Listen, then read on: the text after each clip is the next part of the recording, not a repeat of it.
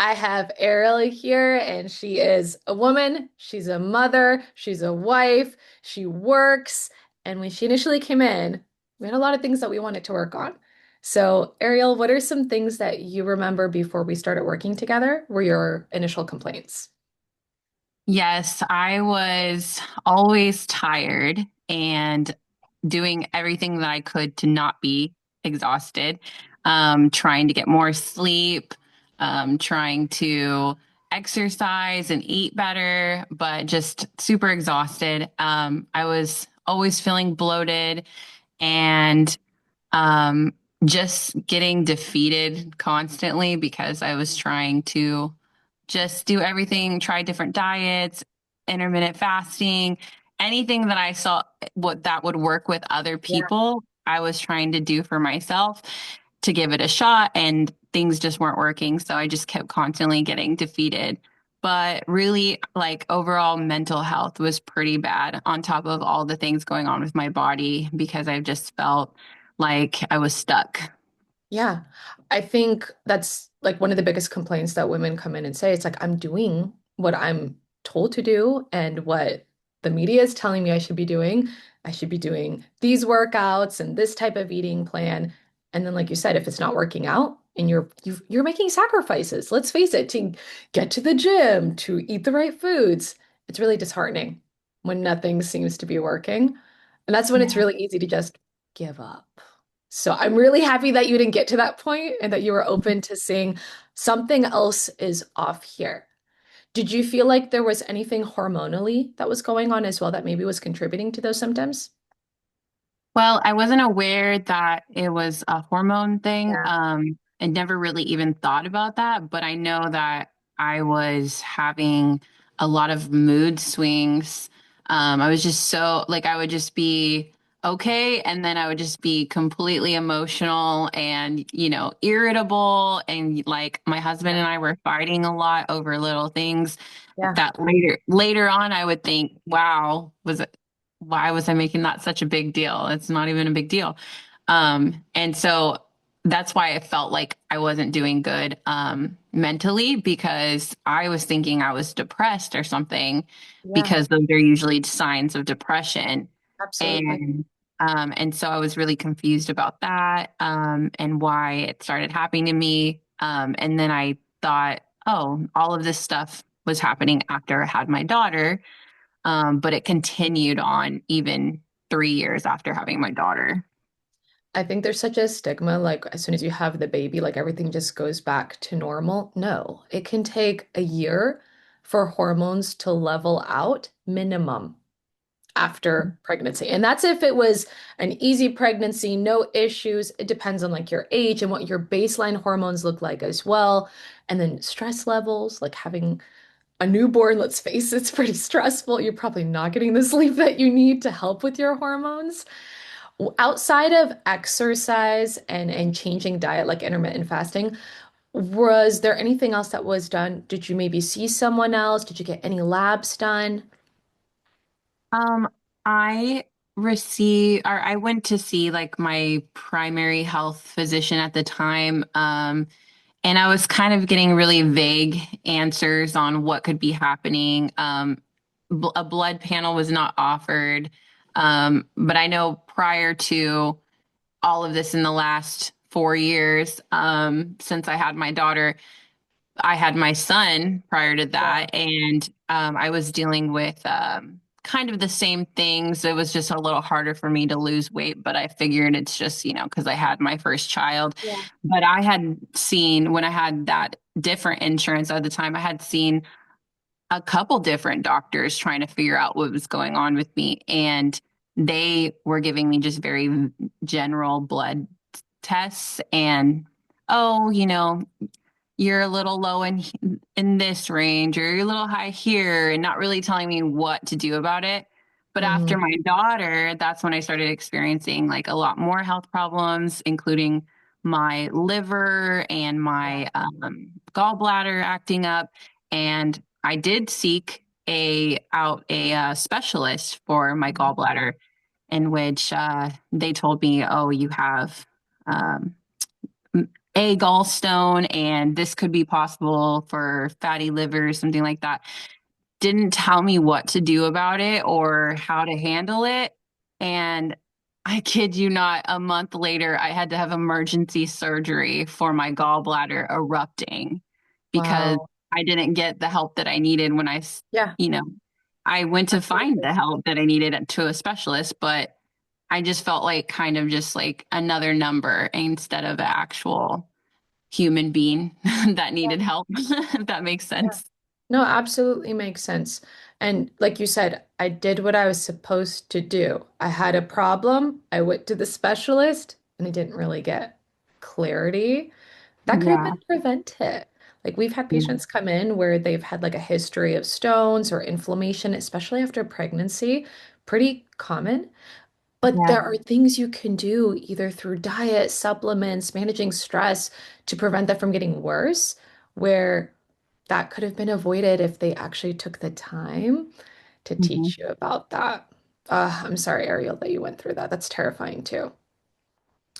So when we started working together, I know we did obviously a lot of labs, a lot of markers that probably you didn't even hear about. Most of my patients are like, I didn't even know you could look at this in labs. There's a lot that we can look at in your blood work.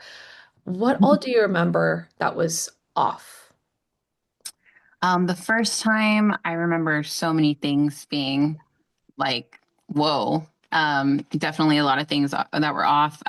My estrogen was super high, That was a big one. um, which that made a lot of sense to me, Mhm. thinking, oh, this is why I'm acting the way I'm acting. Yeah. Um, and so the hormone, the hormones being off balance. And then I know that I had no idea that your cholesterol could be as low as mine is. Mhm. That was a big thing. And I didn't Yep. know what the problem was with that was because you Why that was hear, such a red flag. Yeah. yes, and you hear about your cholesterol, not, you want it to not be high your whole life and things like that. You're like, wait, I've Um, got the opposite problem. Like, what does that mean? Yeah. Yeah, and I know that I had some a lot of inflammation Yeah. in that process, and I'm sure there was a couple more that I can't think There of was a that lot of were, stress. The body yeah. was showing signs of like major ongoing stress. And that could be because of the hormones not being fully balanced. That could be because of the body being inflamed. And there were a lot of nutrients that were off, like simple vitamins that we can just do a lab test on to see if they're balanced, that are really important to not only support your hormones, but help with brain and energy. So, what do you remember that we did after we looked at everything? I know we made a lot of tweaks. Yes, so I forgot one of the biggest ones too was the insulin and Yeah. the glucose. Yeah, that was actually like one of the reasons why we knew that we needed to get on top of it as soon as possible. So I think that was the main motivation is I didn't want to be diabetic. I didn't want to Yeah, be pre-diabetic. absolutely. I want to be in the normal range. And then I'm sorry, the question was you how did we Some of the things that we did as far as the tweaks to help improve those numbers. So the main one was getting my hormones. That was like my Yeah, also my main motivation was that's getting my big. hormones balanced. Yeah, So one of the biggest things that I started doing was taking the hormone harmony supplement. That was the Happy Mammoth. That was a big one for me. I wanted to get on that right away. And that helps me on so many different levels, as well as like inflammation and yeah. metabolism and everything like that. But Even with also, stress, just yes.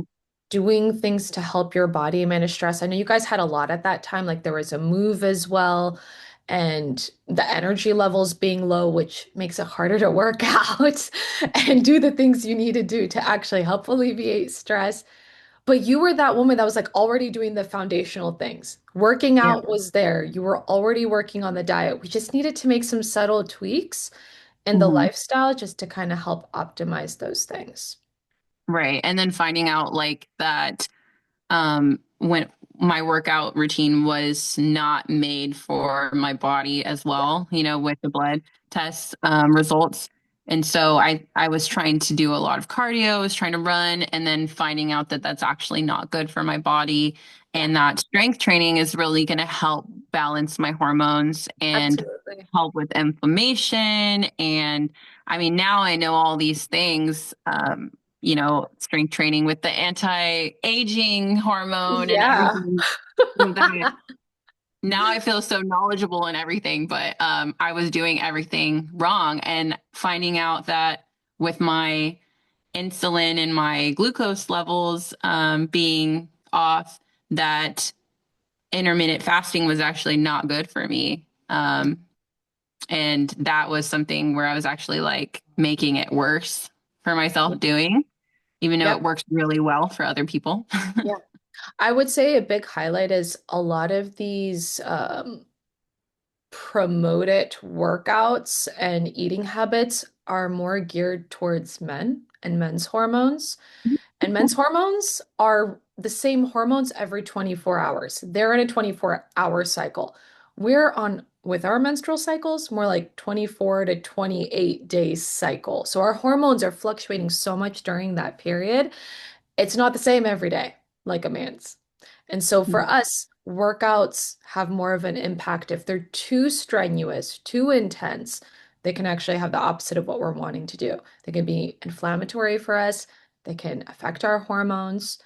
And I know when we retested your labs, like the hormones, the insulin, a lot of your vitamins had improved pretty drastically in comparison to that initial one. Well, just having the knowledge of knowing what I put into my body, how it's going to affect my mood, how it's going to affect my energy level, and even my sex drive, like how is Yeah, this food, how is this workout, everything that I do in my exactly. daily routine, how is it going to affect, my daily life and how I want my future to be? That's really Yeah. important to me. Yeah. And then, so if you were to compare how you were feeling then versus now, what are some things that you've noticed as far as like symptom wise? I know the mood was a big one. Yes, I feel like I started to notice the my mood kind of normalizing maybe 2 months after Awesome. taking the supplement and changing my workout routine, and honestly just cutting the carbs and eating more protein and all of the diet and the lifestyle changes. It started instantly helping me within the first couple months, but um, I think it really I think when I really felt like I was a totally different person, it was probably about 8 months into Yeah. changing Yeah. everything. um, that's when, even though maybe I've like by then I had only lost maybe 25, 30 pounds, like at the time, which is awesome thinking back on it That's now, significant. She's like 25, 30, something like that. which is No big awesome. deal. Yeah, It's easy thinking, looking back to be like, yeah, it was just like a little drop in the bucket there. yeah, looking back on it, like it's actually significant and something to be Yeah, really proud of. But at the absolutely. time, when you're in it, you're just like, I just want more. I just want to lose more. Yeah. Um, So at the time, feeling like, okay, that's not that much. But I started to feel different and just happier overall and more motivated because just knowing that um, this is how I want to live my life now, Yeah. like making that lifestyle change, and then just feeling confident and knowing like what the result is going to be if you keep Mhm. up with it instead of from the beginning where I just didn't know. There was so much unknown. I didn't know if this diet was going to work. I didn't know if this workout routine was going to work. And then it doesn't. And then it's just like, what Yeah. next? But now knowing that if I continue to stay on track, there will be Mhm. results. And I know Yeah. that. And so it's very motivating. Awesome. I love it. I'm so proud of you, especially because, again, you are busy. You've got a lot on your plate, and you are still prioritizing your own health and your self-care, which is really, really important. And I feel like that's important for women to hear. It is not selfish to take care of yourself. It's an act of selflessness. When you pour back into your cup, you are better for everyone else. And your kids, they're watching. They're like, what does mommy do? How does Mhm. mommy manage stress? How does mommy take care of her health? They're learning Yeah. those things without you even having to say anything because they're just observing, just like little sponges. But yeah, pat yourself on the back. I know it's been a journey, but you've been consistent. And that's why you've been seeing the results over time and trusting the process. Hmm. Awesome. Yeah. So let me ask you my final closing question. What would you say to a woman who is considering joining the program, but they're on the fence about getting started? There could be so many different reasons why you don't want to take, the next step. It could be financially, it could be like you feel like you don't have time, but Yeah. I feel like we find excuses to not, it's almost like a self-sabotage thing. When you're already feeling so defeated, you want to just continue to self-sabotage. But if you, Yeah. there's always going to be time. I mean, we make time for, as moms, we make time to read a book to our kids or help them with homework.